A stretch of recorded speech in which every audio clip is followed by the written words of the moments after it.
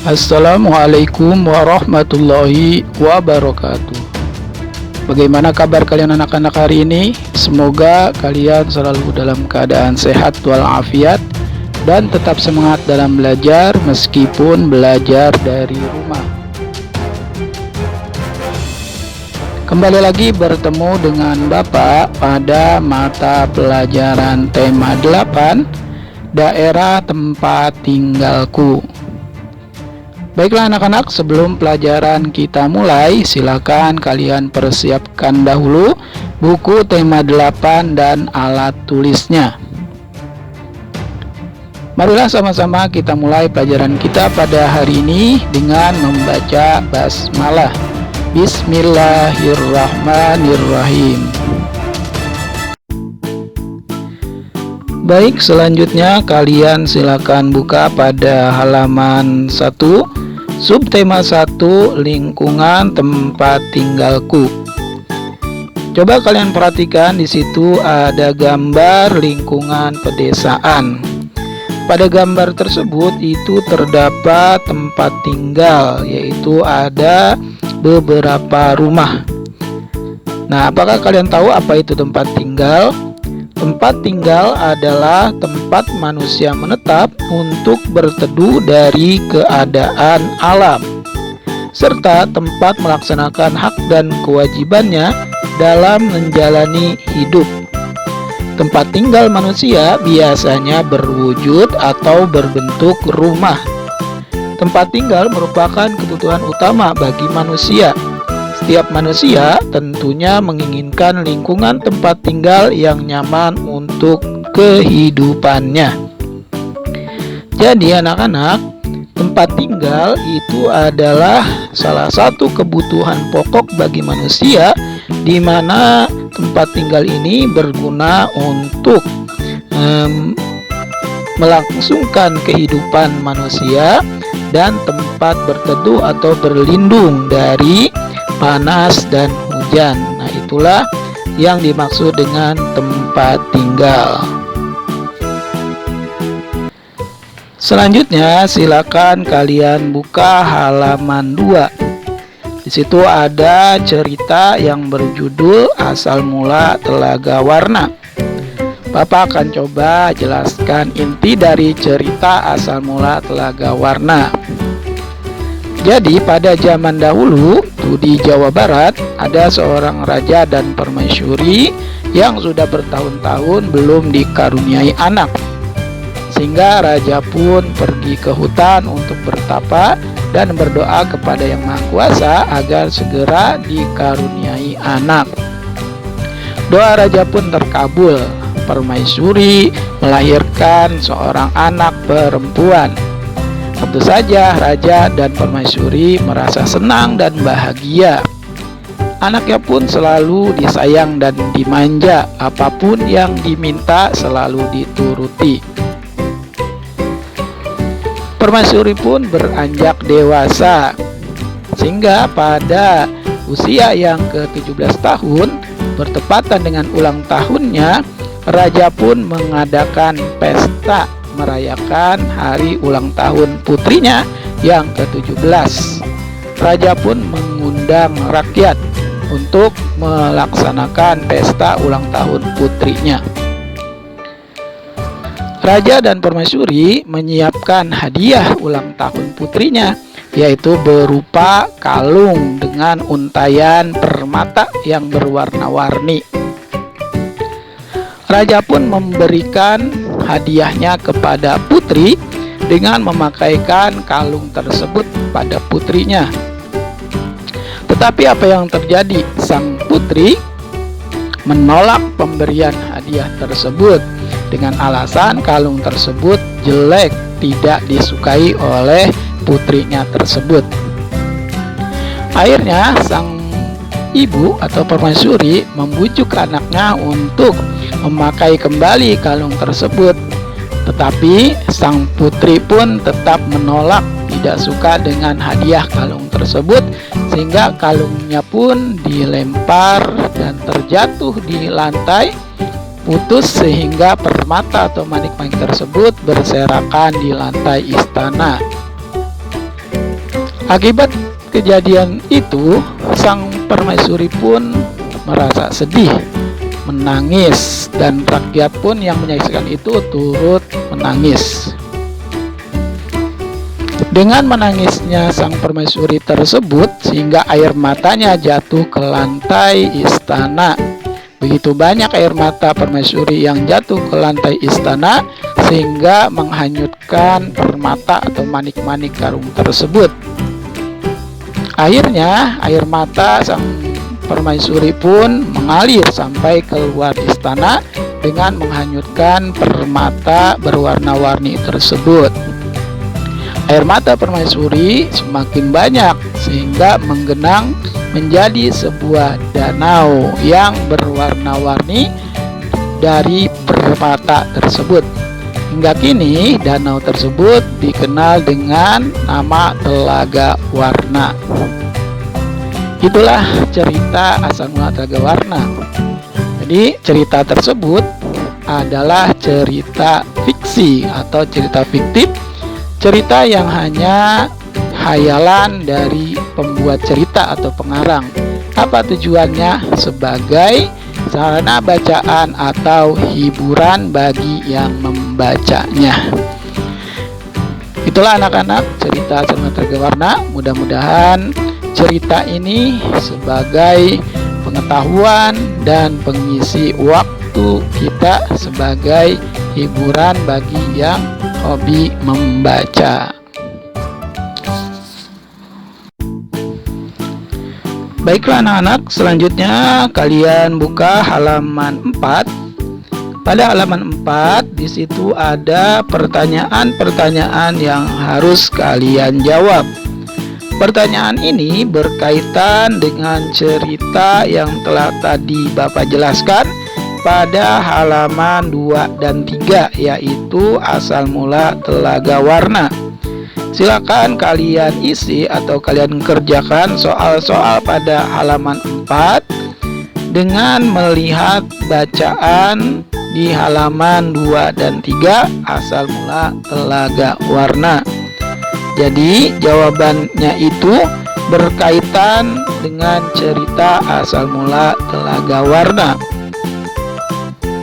Nomor 1, siapa tokoh-tokoh yang terdapat dalam cerita tersebut? Nah, silakan kalian lihat di cerita tersebut.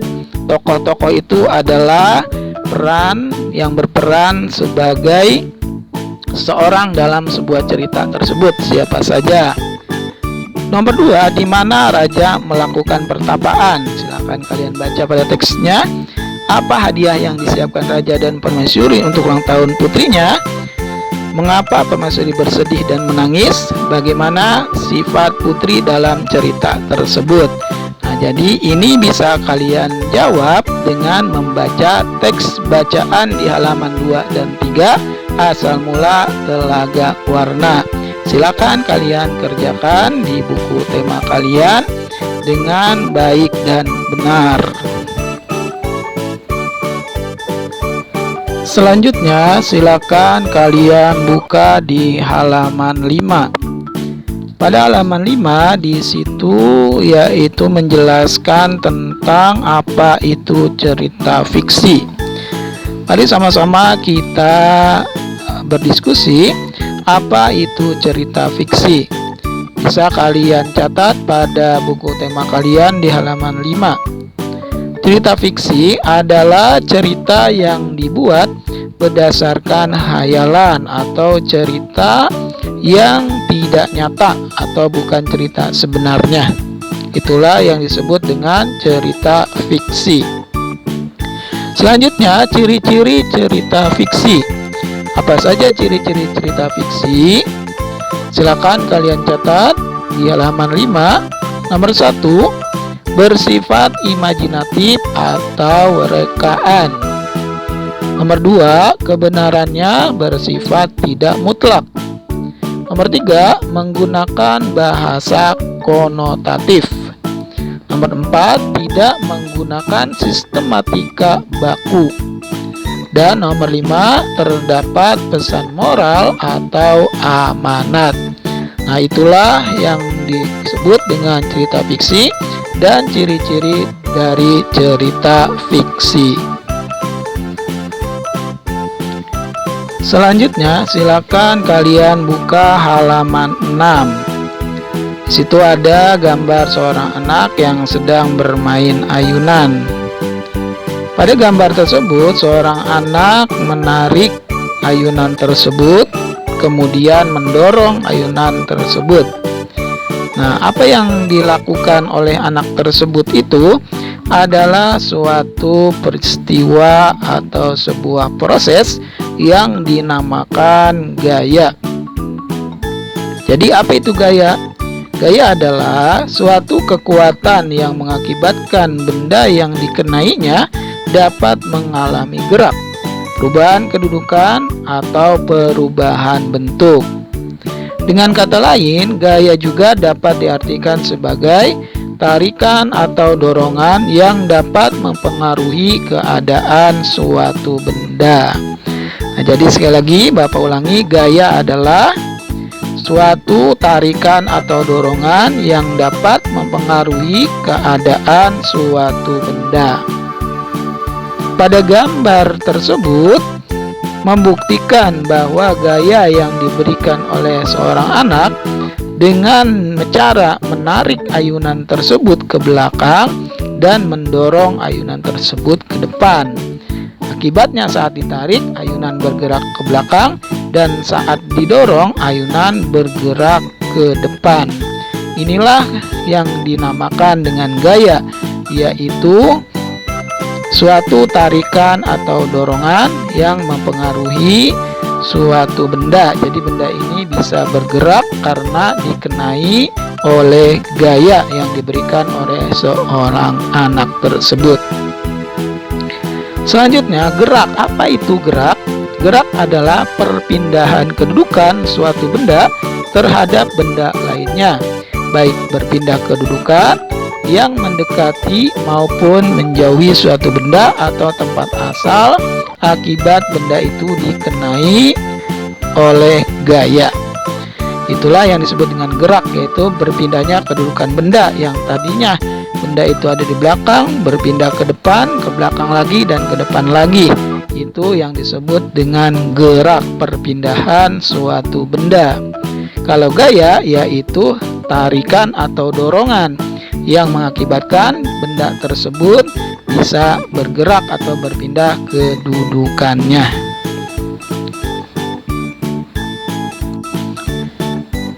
Untuk lebih jelasnya, coba kalian perhatikan di situ ada gambar seorang anak yang sedang melakukan aktivitas mendorong dan menarik meja. Pada halaman 7 ini ada gambar seorang anak sedang mendorong meja. Selanjutnya pada halaman 8 di situ ada gambar seorang anak yang sedang menarik meja. Bisa kalian praktekkan ya, di rumah kegiatan mendorong dan menarik meja. Dari kegiatan tersebut kita dapat ambil kesimpulan dari pertanyaan-pertanyaan yang ada di halaman 8 dan 9. Pada halaman 8, pertanyaan nomor 1, apa yang terjadi pada meja saat didorong? Ya, saat didorong tentunya meja bergerak dan berpindah tempat. Nomor 2, kemana arah meja saat didorong? Ya, pada saat didorong meja bergerak ke depan. Jadi arah meja ketika didorong adalah ke depan. Selanjutnya nomor 3, apa yang terjadi pada meja saat ditarik? Saat meja ditarik, meja akan bergerak dan berpindah tempat. Nomor 4, kemana arah meja saat ditarik? Saat ditarik, arah meja adalah ke belakang. Nah, itulah proses atau peristiwa terjadinya gaya dan gerak dalam aktivitas mendorong dan menarik meja. Selanjutnya pada halaman 9 ada tabel kotak, yaitu perbedaan gaya dan gerak. setelah tadi kita menjelaskan tentang apa itu gaya dan apa itu gerak, serta kita telah memberikan contoh peristiwa gaya dan gerak, di tabel ini kita akan menulis yaitu perbedaan gaya dan gerak. Silakan kalian tulis pada tabel kotak yang ada di halaman 9 ini perbedaan gaya dan gerak. Gaya, apa itu gaya? Nah, gaya silakan kalian bisa lihat di halaman 6. Gaya adalah tarikan atau dorongan yang dapat mempengaruhi keadaan suatu benda.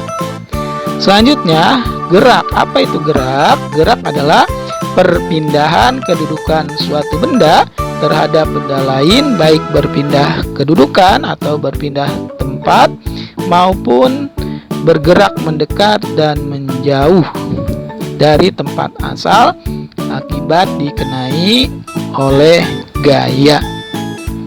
Jadi gaya itu adalah sebagai prosesnya, ya, sebabnya, sedangkan gerak adalah sebagai hasilnya atau akibatnya.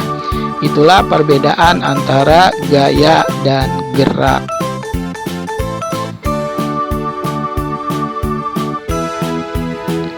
Baiklah anak-anak, demikian pelajaran kita pada hari ini. Mudah-mudahan apa yang tadi telah kita pelajari dan kita jelaskan dapat kalian simak dan kalian pahami. Terima kasih. Bapak ucapkan selamat belajar dan tetap semangat. Assalamualaikum warahmatullahi wabarakatuh.